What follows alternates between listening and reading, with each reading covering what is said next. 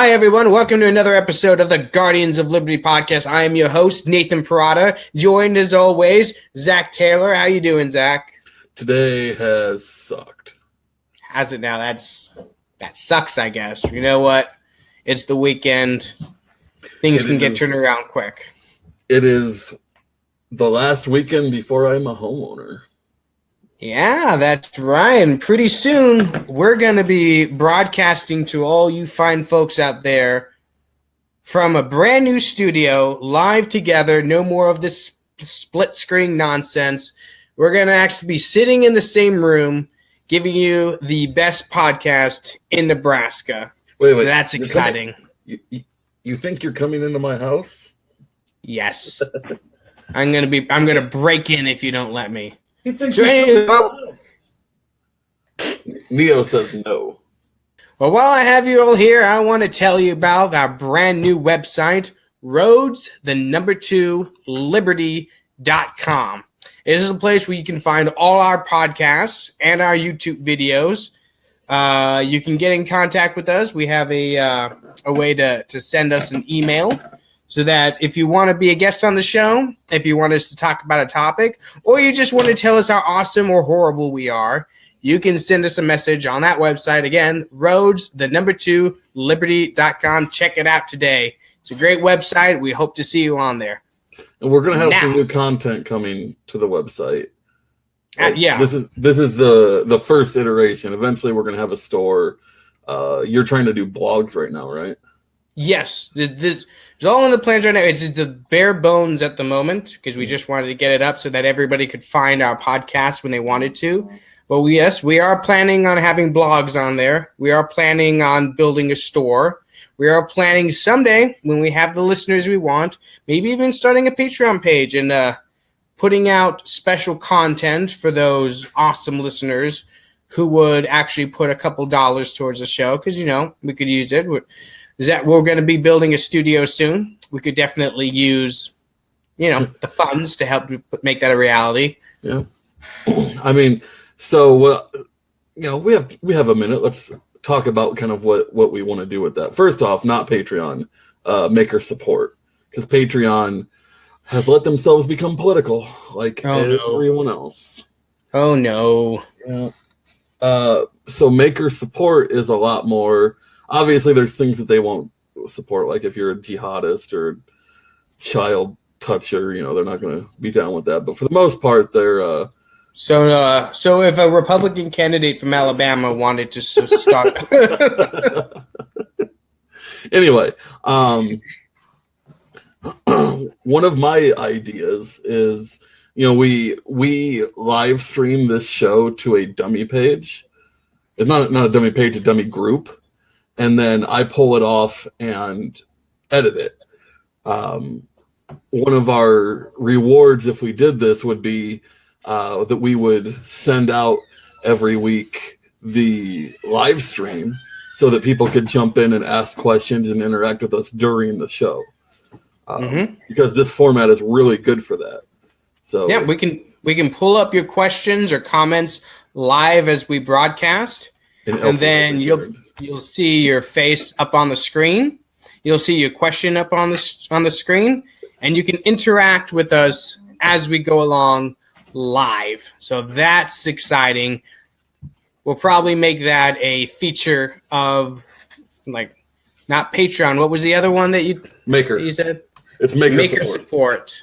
We'll probably make that a condition of supporting the podcast. We'll probably give that, and we'll probably do some extra features too. Yeah, we're capitalists. We don't just want to beg for donation, and we're not there yet. But when we do this, we're not going to want to beg for donations. We're going to offer. Yeah, we're also thinking about starting a special episodes, Guardians of Liberty After Dark, where we drink an irresponsible amount of alcohol and talk liberty.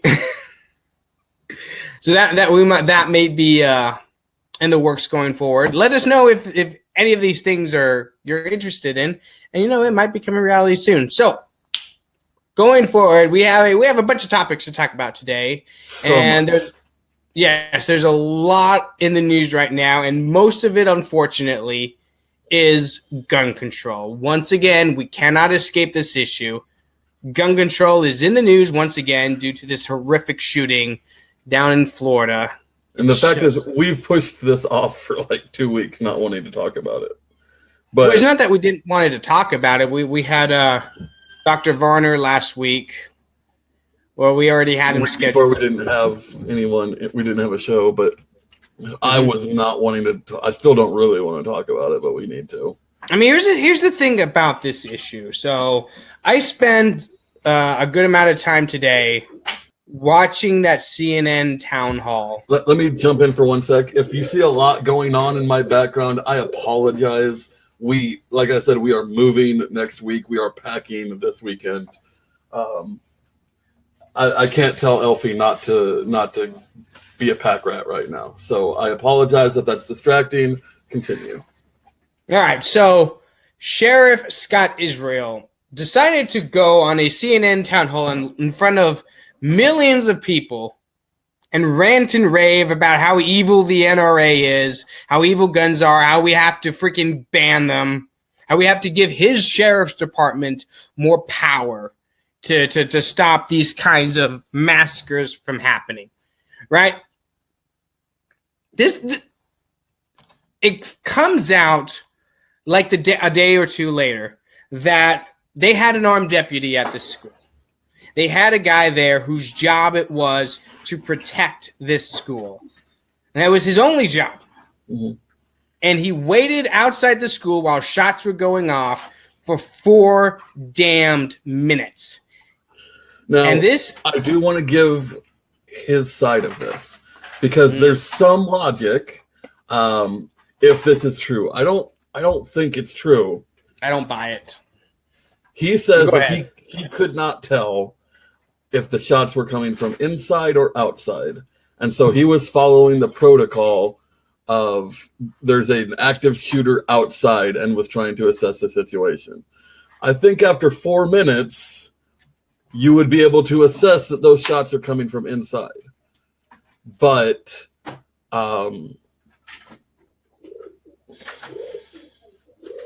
no, I can only defend him so much. I can understand the desire to give this man the benefit of the doubt because nobody wants to believe that a police officer of all people is going to cower behind his police vehicle and allow children to be slaughtered in a school that he is tasked to defend. But that is exactly what happened. This dude's job was to protect these kids. That was what he was hired to do. That's what he was put at this post to do. And while a crazed gunman was slaughtering children, he cowered behind a police vehicle and did absolutely nothing to stop it for 4 minutes. And not only that, there were reports that there were 3 other Broward County sheriff deputies there with him who also did nothing. 4 of them, and not a one of them thought it would be a good idea to go still inside. In dispute. They haven't been able to say for certain one way or the other if those other 3 were there. Yeah, but it's the city police who responded to the shooting that said that there were 3 other deputies there, and you know what? Not officially, but their cops are saying it, so it's probably true. It's probably that. Like, considering the misinformation. If they are breaking the thin blue line to dog out another department, it's probably true. Considering the misinformation and the shifting of blame that's been coming out of the Broward County Sheriff Department, I am inclined to believe that they were absolutely in the wrong and that there were 4 deputies outside that school allowing a slaughter to go on for 4 minutes. They screwed this up from beginning, like from 10 years ago till now, they have been screwing up this case. That is how long that this kid has been on their radar, and they have not found a way when he's obviously breaking, like, laws were broken, charges could have been filed, he could have gotten some mental health help. It really upset me. I used to live in Broward County. You know, I lived down there for 3 years. And to know that there would be, if things had gone differently for me in my life, to know that this piece of crap, Scott Israel, might have been the man in charge of defending either myself or my children in that school, it makes me legitimately angry. And that man, at some point in time, if things had gone differently for me, might have been my sheriff, might have been the man in charge of hiring deputies in my local county and assigning them to positions. I mean, Jake Tapper had him on his show not too long ago to confront him about the failures of his department. And he had the gall to say that he has provided amazing leadership, that he is not responsible in any way, shape, or form for the slaughter that occurred. And I'm sorry, but the actions of your deputies, the actions of the people who work underneath you reflect on your leadership. If the deputies that you hire, that you pay, that you train, that who you put on specific posts, if they do not perform their job as they are supposed to, that reflects negatively on you. The Sheriff Scott Israel is more interested in deflecting blame from himself than he is about actually protecting the children he's charged with defending. He has no. It seems like he has no interest whatsoever in actually solving the problems that exist in his county, and is more interested instead on blaming this massacre on people who had nothing whatsoever to do with it. He'd rather blame the NRA for this massacre than take responsibility for his own misconduct, and that's disgusting. I mean, it's absolutely pathetic. This man is not a law officer. This is what happens when this is what happens when sheriffs are elected. He is a politician, not a lawman. I don't know, there's not really a great way to deal with that. Do you have the sheriff appointed by a county board? That can lead to corruption. There's no great way around this. But this is what happens when these positions are voted on. Because this dude is a politician. This is probably something that was supposed to springboard him to another office higher up. He is not. He's a political activist, not someone who is concerned with serving and protecting the people in his district. Okay, I want to read a little bit from an article from NPR.com, and this is going through some of the mistakes this sheriff's department made. And I quote, on November 29th of last year, I'm not going to say his name. I'm not going to say the scumbag's name. The killer called 911 on himself in Palm Beach County to report that someone, quote, attacked me and said they were going to gut me. In a 5.5-minute call, the killer said, I kind of got mad and I started punching walls and stuff. And then a kid came up to me and threw me to the ground, and he started attacking me and kicked me out of the house. In another call, a woman whose name was redacted describes an altercation between her adult son and the killer. She also said she's worried that the killer is going to get a gun, quote, because that's all he wants is his gun, and that's all he cares about is his gun. On February 5th, 2016, deputies received a call summarized as, quote, third-hand information from the neighbor's son that the killer planned to shoot up the school on Instagram. 1 month time delay. Unknown high school. The killer lives in the area. And you know what? There's also been reports that this scumbag actually put a gun to somebody's head and was shooting animals with his guns. And apparently none of this would be cause to actually, file a report, which the sheriff's department failed to do, or to take action of any kind. A death threat is a felony. Yeah, and putting a gun to someone's head is a death threat. That's terroristic threats. That's a felony. And even the most libertarian of libertarians is going to be like, that's a crime. There's a victim. Yeah, this person needs an intervention of some kind. But no, apparently these hardcore gun control hawks didn't feel it necessary to actually, take action of any kind with all these calls that they've received. And it's funny, it was reported that there were 39 calls to them, and the sheriff's like, no, there were only 24. Not 39, there were only 24. Oh yeah, that makes it so much better. Thank you for clearing that up. It was more like 45. There were just some of them that were off the books. Yeah, what this represents to me is a failure of government on all levels. These are the very same. These people want us to give up our means of self-defense and give that responsibility to these scumbags.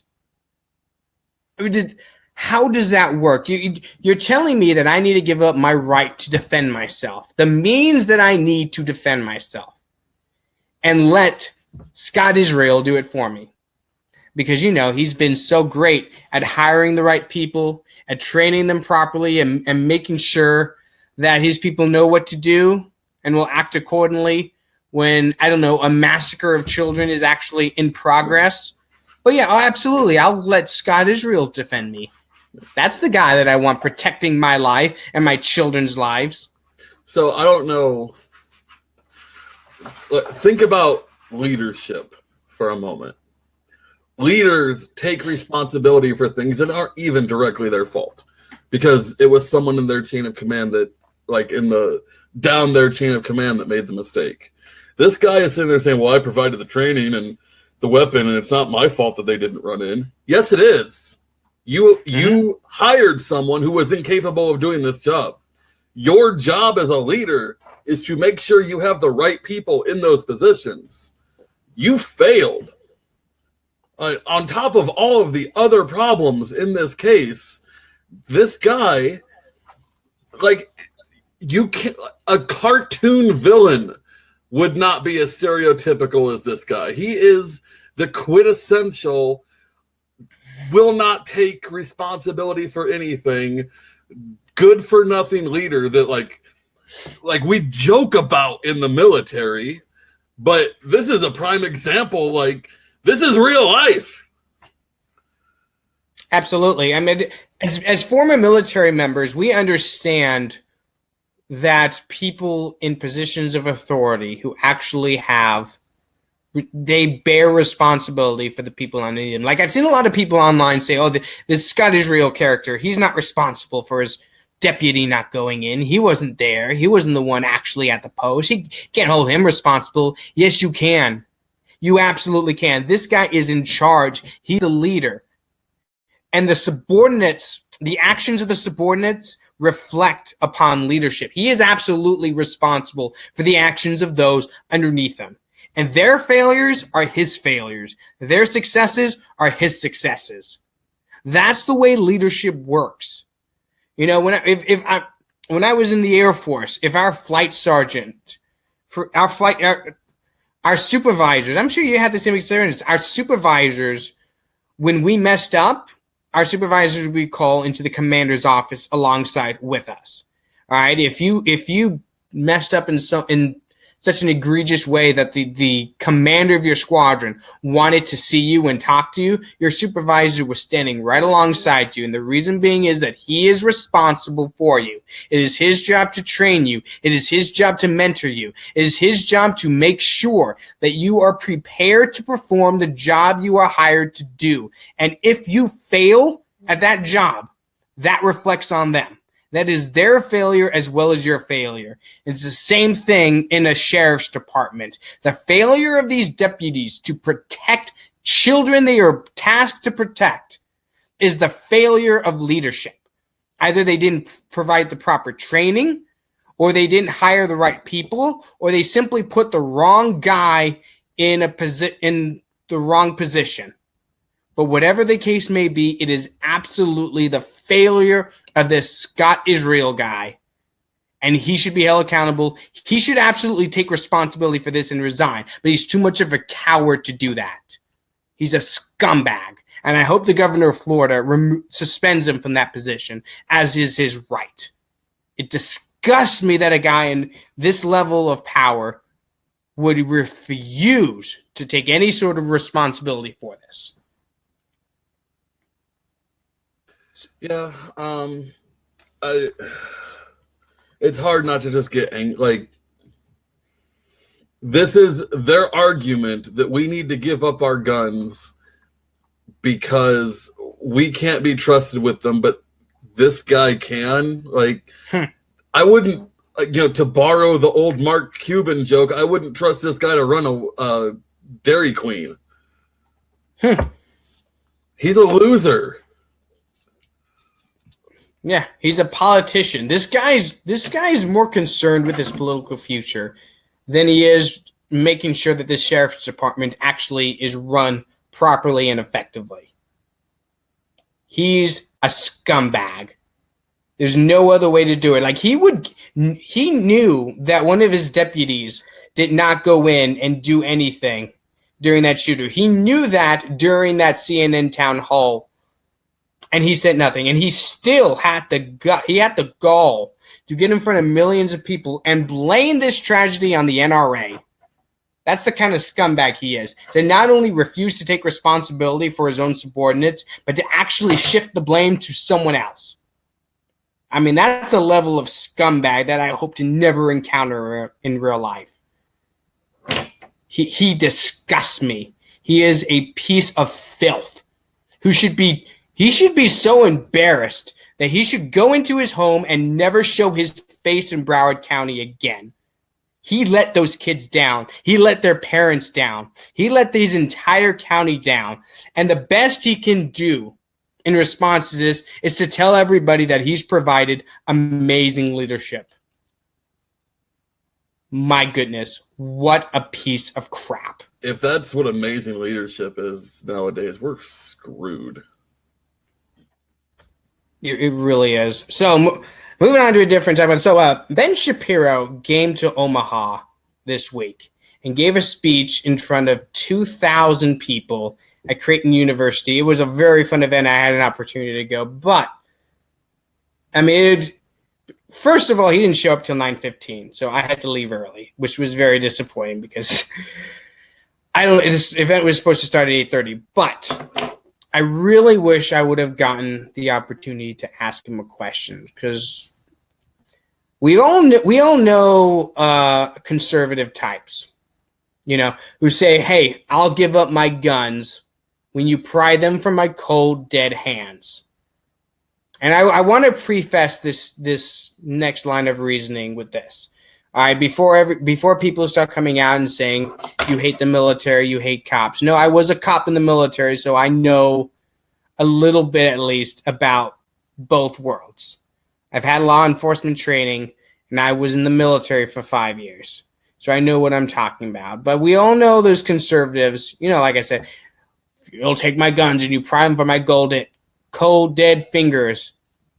But you also know there's a lot of those same exact people will idolize military and police. They'll worship them. They'll excuse every single thing they do. The thing is, though, and here's the thing that I'm really wondering about. Does idolizing cops and police foster the mindset that would be necessary to actually resist gun confiscation if it came to that? Because if tyranny ever came knocking on your door, it's not going to be some crazed leftist soy boy Antifa dude doing it. It's going to come wearing a uniform. If tyranny ever came to this country, it's going to be either cops or soldiers coming to your home to confiscate your weapons. The point I'm trying to make with this is, do we really want to idolize people based on the uniform that they wear?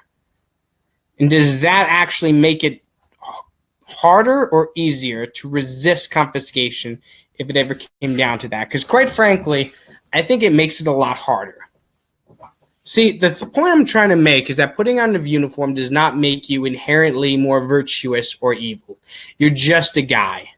You're just another dude who chose a different profession. Well, there are scumbags. I'd like to jump in a little bit here. Go ahead. I think that it does, not inherently, but it does make you more virtuous or more evil, because when I was in, there was extremes. To me, the military, and I would guess the police as well, draw primarily two types of people: the very best and the absolute worst. And maybe your experience is different, but that was very much my experience. I think that you're going to get the people who are selfless, who sacrifice for others, who want to do the right thing, who want to protect. And you're going to get people who like to bully, who are cowboys in the negative sense, who just aren't good people. And the military and the police, the power that comes with that draws both types. No, I would agree. I mean, I've seen the very same thing when I was in the Air Force. There are some very good, honorable people who join for the right reasons, and then there are some scumbags. Everybody who's ever been in the military knows this to be true, that there are a ton of scumbags in the military. You know, and not just people who tend to be a little bit lazy, because, you know, to be quite frank, I was in the Air Force, I had a tendency to be a little bit more lax and lazy, but there was plenty of... I was a samurai like you wouldn't believe. There are plenty of people in the military who are straight up scumbags, who are bad people, who joined it because it's an easy paycheck that gives them a position of authority and a position that people on the outside will look up to and idolize. Like, they want that recognition for its own sake. They seek it out. You know, they want praise from the civilian world. These are the kind of people who will bitch all day and night about not getting a military discount at a restaurant, because that's the reason they joined, because they want the stupid discount and they want people to praise them and tell them how brave they are. There are those people. Those people exist. All right? And this is the danger that comes with making idols out of people simply because they put on a uniform, is you're idolizing a lot of scumbags. You're idolizing a lot of people who will have no problem whatsoever abusing their power. You know, who will come to you, who will happily and readily come to your door and confiscate your weapons. Those people exist. Now, we've both met plenty of them. You know, in my 5 years in the Air Force, there's plenty of people that I met that say, you know what, this guy's in here for the power trip. This guy's in here to get praised and virtue signaled too. This guy's in here for that military discount that we talked about. You can't make idols of somebody just because he wears a uniform. He may be a scumbag, and if told to, he may come to your house and pry that gun from your cold dead fingers. So, yeah. I mean, for every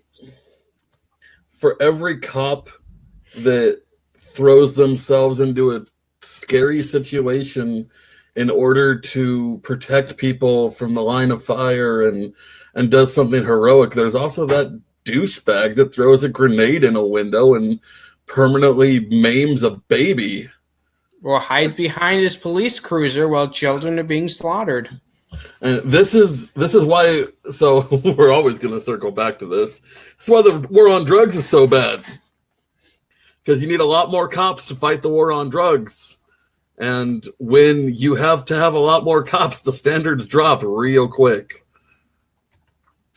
Absolutely. I mean, and you end up with the kind of cops that are in it for the power trip, who are in it for the recognition, who aren't in it to actually protect their communities or bring criminals to justice. They're in it because, you know, they want an easy paycheck and they want to be recognized as heroes, even though they don't deserve the title. Those people exist. It's naive to think that every single cop and every single soldier is some kind of hero, because they're not.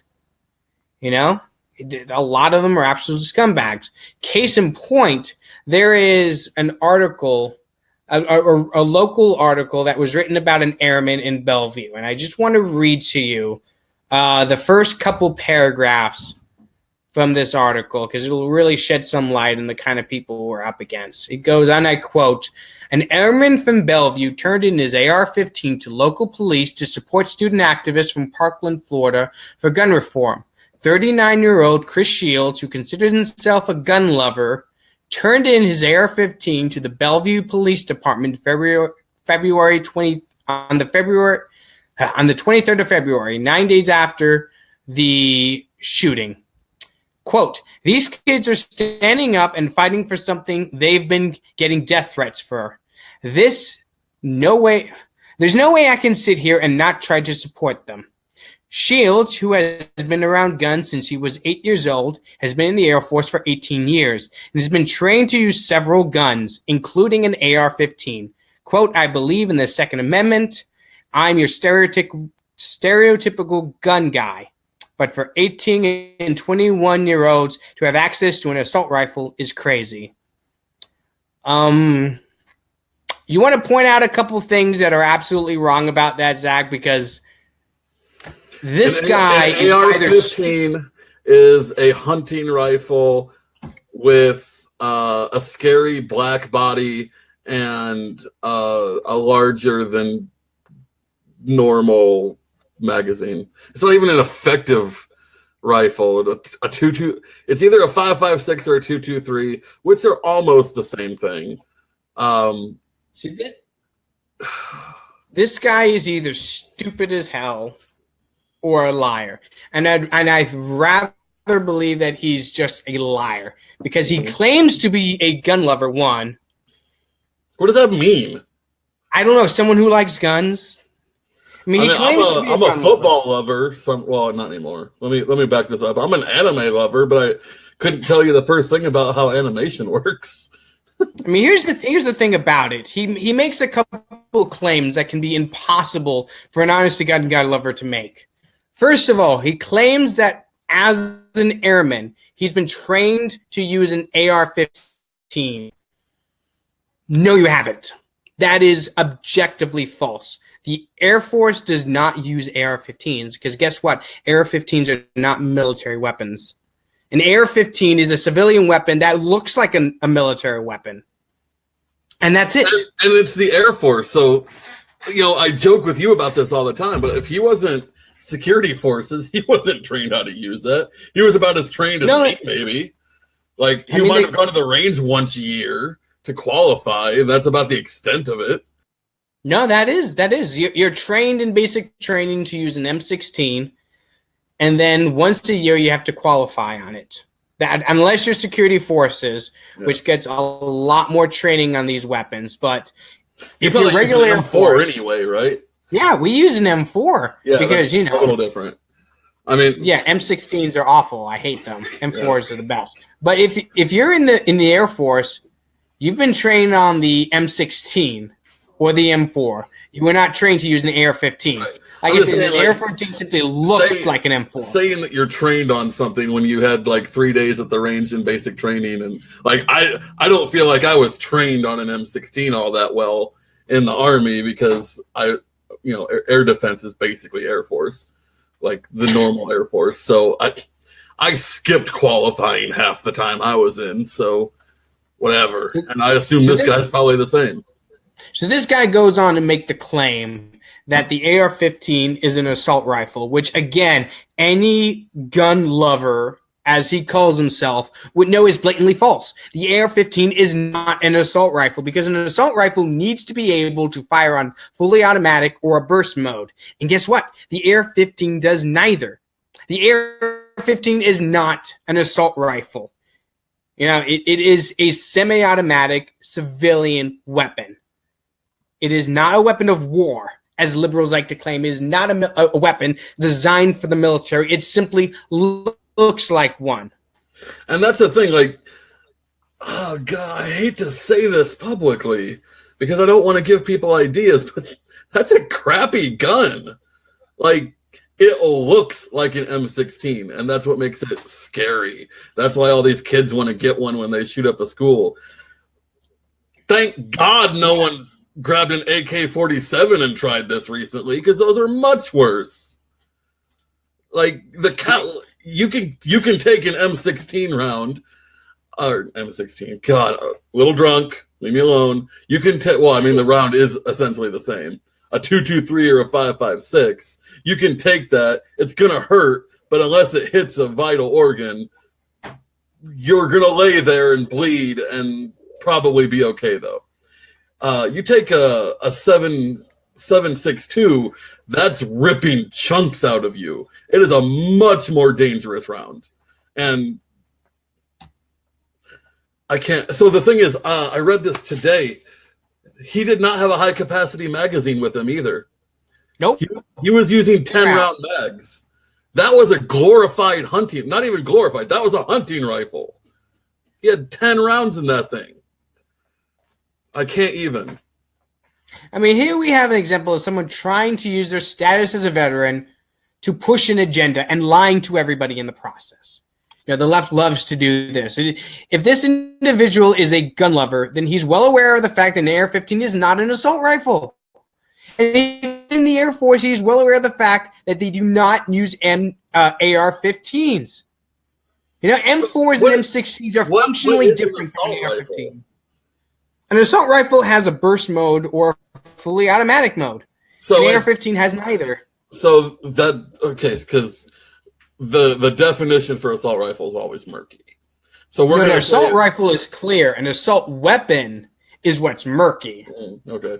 Now, so yeah, if an assault rifle means that you can flip it on giggle mode and it'll spit out a couple extra bullets, then we're tracking. But yeah, that's the thing about it. An assault rifle that has a clear and concise definition.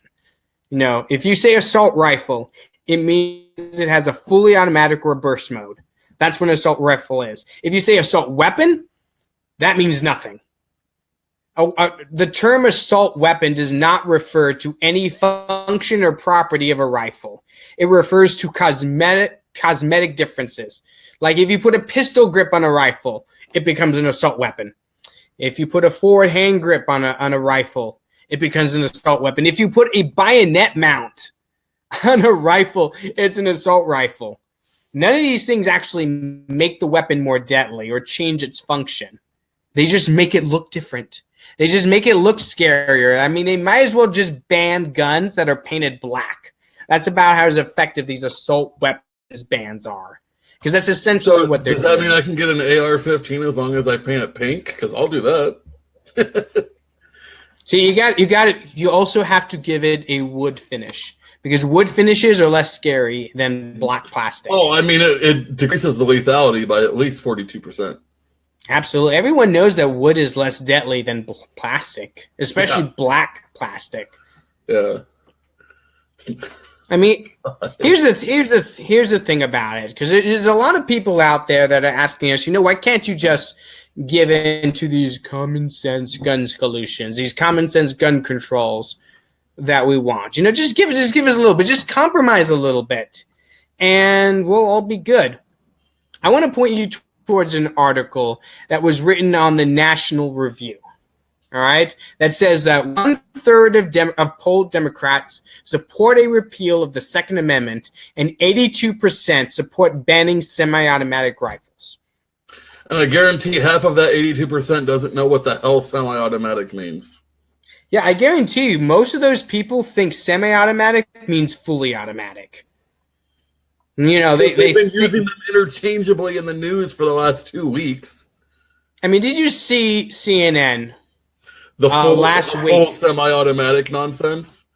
Oh my god! Yes, and this dude's a colonel. This dude is a retired colonel in the army, and he's using idiotic notions. Full semi-automatic isn't a thing.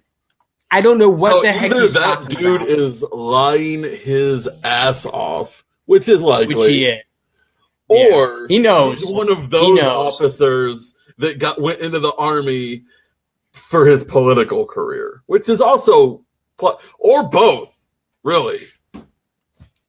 I mean, there's no way you spend enough time in the army to reach the rank of colonel and never learn that full semi-automatic is not a thing. Essentially, what he did in that clip was just pull the trigger faster. Mm-hmm. So, look, I'm firing on semi-automatic. Like, the way that weapon was bouncing, I'm sorry. I could hold one of those one-handed and not get that kind of recoil. He was shaking that gun on purpose. The whole point of that clip was to scare people. I mean, he comes out and says, this weapon is uniquely bad. This weapon is uniquely dangerous. It has a uniquely horrible firing rate and muzzle velocity. You notice that these people never say the term muzzle velocity. They always say the speed that the bullet goes in. They know that there's a term for that. It's muzzle velocity, but none of these people know that. So they don't use that term. The MSNBC thing where they were like, you can't put a handgun against an AR because it fires too slow. Are you that dumb? Are we really on that level right now? They are really that dumb. This is the point I'm trying to make. They're either really that dumb, which I think most of them are, or they're straight up lying to you, which is what this colonel was doing. A handgun can be very effective in close quarters against a rifle. You're talking about 1/100th of a second difference. What do these people think, that if you can dodge a handgun bullet, that you can just matrix your way, to safety? You just lean backwards, like you can see the bullet coming at you and just get out of the way, but you can't for a rifle. Is this what these morons think? No, okay, let's get this down. A rifle is very effective at long range accuracy. Or firing at someone hundreds of AR would be more. I would consider medium range. Yeah, 50, medium. I mean, 50 to 150 is its we're not talking about sniping people. Yeah. But if you're firing at someone from across a football field, it's better to have a rifle. Mm-hmm. That's where rifles really come into their own, when you're at longer distances and need accuracy, because you're not hitting anything with the handgun at that distance. Right? It's very difficult to do that. And know your weapon very well. But if we're talking about the confines of a school, a very confined space, indoors, walking down a hallway, the handgun's better because it's not going to recoil as much. Exactly. Granted, an AR has almost no recoil. It is. But a 9mm handgun, assuming that's what he had, he might have had a 40. I don't know.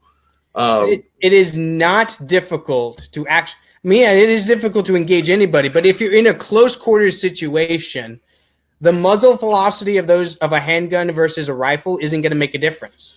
It really isn't. You can very effectively engage an adversary who has a rifle at close quarters if you have a handgun. And to make the implication that someone with a handgun cannot engage a rifleman because of the difference in muzzle velocity is stupid. It's absolutely stupid. And to even make that suggestion just shows either you're ignorant of the facts, which means we shouldn't listen to you, or you're lying to us, which again means we should not listen to you.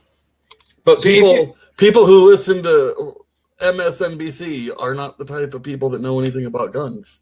Honestly, someone actually did, it might have been Shapiro actually did the math, and it was like 0.005 seconds or something at the range, like faster than the blink of an eye is the difference in speed when you're talking about shooting at each other down a hallway. And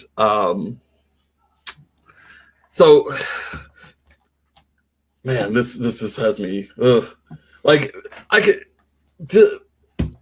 stop for a second and think about how much worse this whole situation could have been if he had a Saiga. You know what I'm talking about? Sure. Can you imagine that? That would be devastating. Or an AK. It can be a wood finish AK.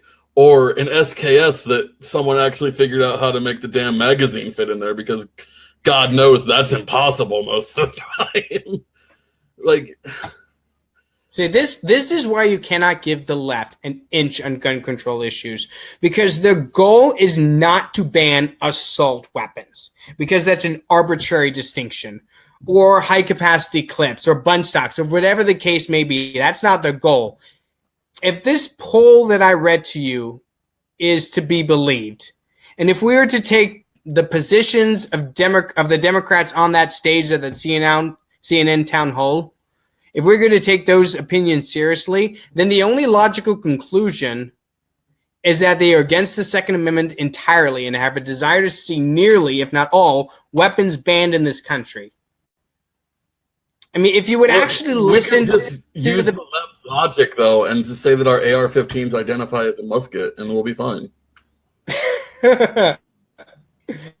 was only that easy. But if you listen to that town hall, listen to some of the reasoning these Democrats such as Bill Nelson are putting forward. Hey, we can't allow a weapon that can fire 115 rounds in 7 minutes to be legally owned. So I'm like, wait a minute. That describes just about every weapon in existence. But I can fire 150 rounds from a shotgun in 7 minutes. You can do that from a bolt-action rifle or a lever-action rifle or a handgun. So what really, if you were to take this logic to its natural conclusion, they want to ban every single weapon in existence. But they're too cowardly to actually come out and say that. They say, oh, we don't want to come for you. They spent 8 years during the Obama administration saying that we don't want to come for your guns. No. We're not interested in gun confiscation. We don't want to ban guns. We just want some common sense gun reform is what they always go to. But if you listen to their reasoning and their logic and the things that they say, the only thing that you can possibly conclude is that, yes, they do want to take your guns. They do want to ban your weapons, because just about any weapon, this side of a musket is going to be able to fire 115 rounds in 7 minutes. These people do not think the Second Amendment should exist. They do not want you to be able to own to have the means to actually defend yourself. And I would like to give them the benefit of the doubt. I would like to say that they're acting in good faith, but are simply ignorant of the facts or ignorant of the implications of their principles. But if you watch that town hall, they never give any sort of reasoning for their positions. They never actually back it with logic or reason at all. They just make a statement. Why don't you think of the children? Yeah, that's it. They simply make a statement and take it as though you should just believe it on the spot. Like Bill Nelson made the point. Hey, Go ahead. Bill Nelson said, hey, we shouldn't arm teachers, and just left it at that. He gave no reason for that. There was no logic behind it. He simply said, we shouldn't do this, and then moved on. I'm sitting here thinking, well, why not? Well, to be fair, as libertarians, because some people were talking about, there were some conservatives talking about making it mandatory. We need to avoid that like the plague. Well, those people are dumb. But I remember there was a woman who asked this question. I mean, yeah, and conservatives can be very dumb about some things. But there was this woman at the town hall, and she asked a question. Look, if I don't want to carry a gun, why should I? And Marco Rubio would answered very stupidly. He's like, oh, no, I'm opposed to teachers being able to carry guns. But the real answer, what he should have answered is, if you don't want to carry a gun, you shouldn't have to. I don't want to make you carry a gun. That is dumb. If you don't want to carry a gun, then you don't carry a gun. But if somebody actually have a concealed weapons permit, they're already allowed to carry a gun in public. Just let them carry it at their job. Stop making schools soft targets. This is something that can solve a lot of the issues we have. There was a teacher at that school who was jumping in front of students to protect them from this killer's fire. How much better would it have been if he'd been allowed to carry a handgun on him? He was a vet, wasn't he? I think he was. If he'd been able to fire back and protect those kids effectively, how different would this situation have turned out? And you know what? It's not like this is an idiotic notion. The left keeps saying, oh, that officer didn't go in. That means a good guy with a gun couldn't stop a bad guy with the gun. I mean, it was just the other day there was an individual who was watching his neighbor be stabbed. He went home and got his AR-15 and came back and chased the stabber away, saved a woman's life. Don't tell me that a good guy with a gun can't stop a bad guy with a gun. A good guy with the gun is the only thing that can stop a bad guy with the gun. If anything, this proves that a coward shouldn't be given a gun and a badge. Yeah, then maybe we should have, I don't know, stricter standards for who is given a position of authority. Maybe not just anybody should be allowed to do that. I don't know, man. Call me crazy, but maybe we should ensure that the people tasked with defending our lives should be up to the task. Now, call me a cop hater if you want. Now, a cop should actually be held up to a standard. That's the position I'm taking. If these guys are superheroes, then they should be held up to the standard of a hero. And you know what? That's fair. I don't want to go after some of these kids who, after the shooting, are calling for stricter gun control or whatever the case may be. I don't want to do that, but they're throwing themselves into the political ring and making themselves out to be authorities on the issue. This Hogg kid is an opportunist. It's one thing to be an activist and an advocate. He is out seeking attention and fame. I mean, it's not only that, but he'll go out of his way. He's literally called the NRA child murderers, and then makes excuses for this deputy who did nothing to save his schoolmates' lives. How does that make any sort of sense? I mean, if you're going to blame the NRA, who had nothing whatsoever to do with this massacre, but then make excuses for the cop whose job it was to defend you, how can you even deal with that hypocrisy? How can you possibly make both those statements and mean them at the same time? No, look, I understand that that a lot of these people have been through traumatic experiences, and I want to give them every benefit of the doubt I possibly can. But being through a traumatic experience does not make you an authority on gun control, moral or intellectually. You know, if you're going to present yourself as the leader of a movement, it behooves you to actually talk rational sense and not rely entirely upon emotional arguments, which is what a lot of these people have ended up doing. Relying entirely on emotion. You can see that at the town hall if you take the time to watch it. It's all emotional. Which I don't suggest because it's terrible. I don't know why you subjected yourself to it. I didn't even get to the part where the person from the NRA came out. I didn't even get to that. It was so awful. There was no intellectual honesty in that whole thing. Because she went after the sheriff and put him on the back foot. And everyone was talking about how terrible she was. And then it all came out just how much he bungled all of this. So, what is it, Dana Lash? Is her name? I think that's what her name was. I don't know. So, Dave Smith talks about this, and it's hilarious because it's true. They act like the NRA are these gun extremists. They're the moderates. We're the extremists. Yeah. We're the ones that want to push gun regulation back. They're the ones making concessions. I want my dang tactical McNuke. I mean, here's the thing about it. I mean, it's not just the NRA. The Republican Party as a whole has been more than willing to make concessions to the left. Freaking both Marco Rubio and Donald Trump have done this. I mean, I think we've all seen the video by now of Donald Trump going in front of Congress and saying, you know what? You know what's a good idea? Let's take people's weapons and not allow them due process. Let's just take their weapons. Let's do due process second. Do you know what due process means? Like, do we need a dictionary? And conservatives and the NRA have been entirely silent about it. Where's the public statement? No, a lot of conservatives have fired back to their credit.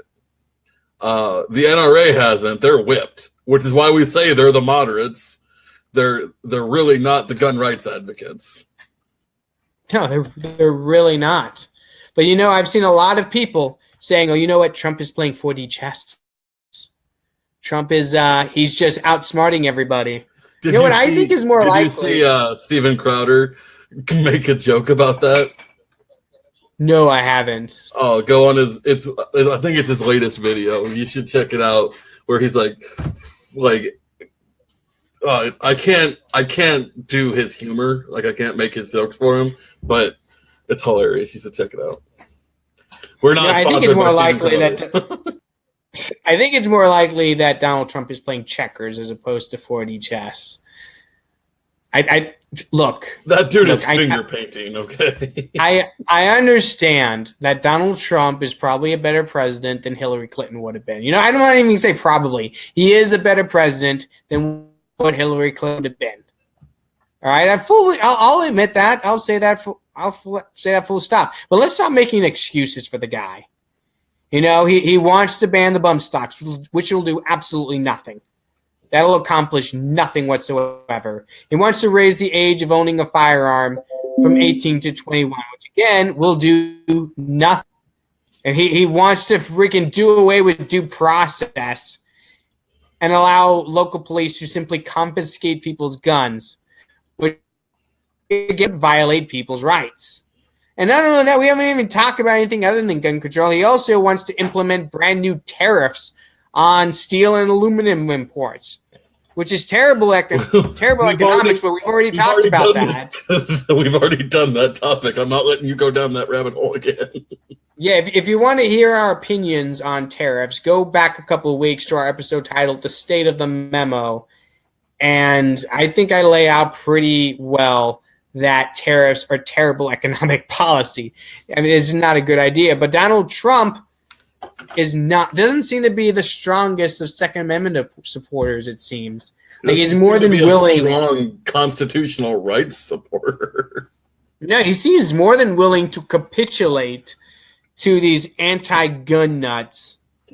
For what? I don't even understand for what he did. It's not going to do any good. It's not going to accomplish anything. I prefer to call them anti-freedom nuts. Let's assume some good, even though they're not willing to extend that. I mean, not the politicians. They don't get any benefit of the doubt. But the regular folks on the ground, I mean, I'm willing to assume that a lot of them are simply ignorant, or I'm willing to engage with them from a position of good faith, to assume that they just don't hate freedom. But hey, even though a lot of them probably do. We need to wrap because I think we've beat this topic enough, and your connection is starting to have issues. So about that, all right. Well, a little bit of news I think that we should share before we take off. We are going to have a primary for Senate in the Libertarian Party. This is exciting. We have two candidates running to replace Republican Senator Deb Fischer. We have Mark Ellsworth Jr. and Jim Schultz out of Lincoln. So what we at the Roads to Liberty podcast are planning on doing is interviewing both of these candidates and then holding a debate between them. We're hoping to do this within the next month is what we're hoping for. We'll see if that actually works out well. But this is exciting news. Actually having a senatorial primary and a platform such as this to actually interview them and get the word out about it. So I'm looking forward to that. You know, I'm really looking forward to having these candidates hash it out and seeing which one we actually prefer. It's going to be a fun time.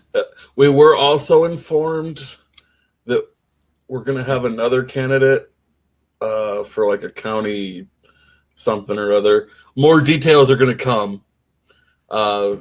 This one kind of caught us by surprise at the last minute. So it was literally, we got a message on our Facebook the day of the deadline, like, hey, I'm running for this thing. And we're like, okay.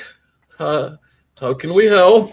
So, yeah, that's exciting. And you know, we always have the most important race in the country is here in Nebraska. So, always exciting. Absolutely. So, if you're looking forward to hearing from these libertarian candidates from in-state, and you know what, coming up in the future, maybe even out of state. Oh, then, that's right. Yeah, we have the Libertarian running for governor of Oklahoma. I cut you off. I'm sorry. I'm drunk. Go ahead. Oh, I'm sorry. This is why Roads to Liberty After Dark is going to be a train wreck. I get like this when I'm thinking. No, we had governor candidate Larry Sharp on the other day. Mhm. We're going to have what's the name of the guy running in Oklahoma? Rex.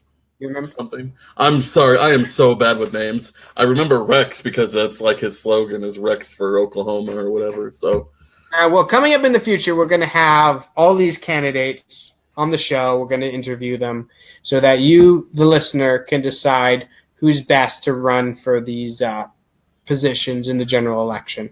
because Roads to Liberty podcast is where you go if you're a libertarian candidate and you want people to know who you are. Absolutely. All right. I think it's time to wrap this up. Thank you, everybody, for listening. Remember, Roads, the number 2 Liberty, Roads, the number 2 Liberty.com is our website. We are sponsored by the Omaha Unconvention. Use Roads to get a discount on tickets. We hope to see you there. We're going to have a table there. We're probably going to do some live broadcasts from the event. So if you guys want to come up and talk to us, we'd be more than happy to talk to you for a bit. So I'll be running that's around all we have like a today. chicken with my head cut off during the convention. So I apologize. Zach will be stressed out. Now we'll just be chilling. All right. Thank you, everybody, for listening. It's been fantastic having you as our loyal listeners on the show. We hope to see you again next week. Y'all have a good one. Have a good week.